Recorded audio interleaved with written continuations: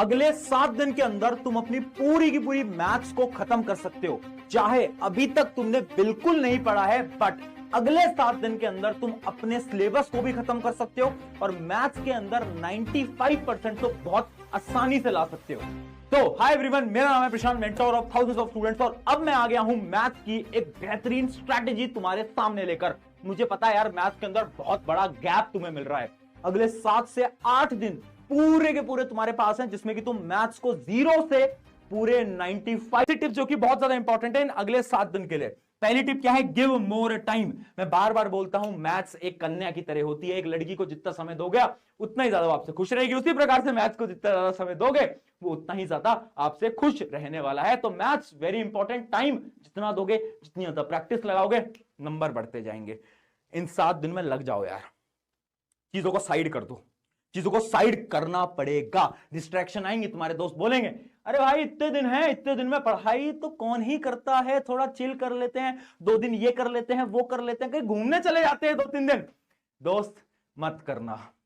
ये 10वीं का एग्जाम वापस नहीं आता, बाद में रिग्रेट बन के रह जाएगा कि काश उन 7 दिन में पढ़ लेता। मैं तुझे आज बोल रहा हूं, जब तेरा एग्जाम होगा उससे 2 दिन पहले ना बहुत सारे बच्चे यही सोचेंगे काश उन 7 दिन में पढ़ लेता यार।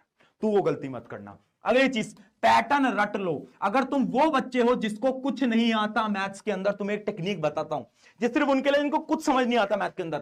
तुम ना डिफरेंट टाइप के क्वेश्चन को सॉल्व करो, और क्वेश्चन कैसे सॉल्व होता है उस पैटर्न को रट लो।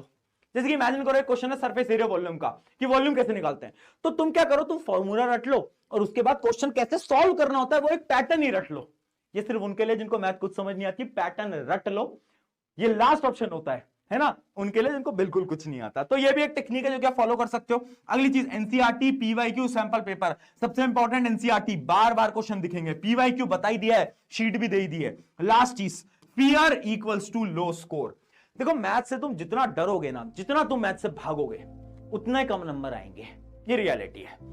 मैथ्स के अंदर ना कॉन्फिडेंस बहुत इंपॉर्टेंट है। जब तुम एग्जाम में बैठोगे ना, तुम्हारा जो कॉन्फिडेंस है ना वो तुम्हारे स्कोर को डिसाइड करेगा। इमेजिन करो तुम एग्जाम के अंदर बैठे हो और तुम बहुत डरे हुए हो ना, तो तुम कुछ ना कुछ सिली मिस्टेक करके आओगे 101%।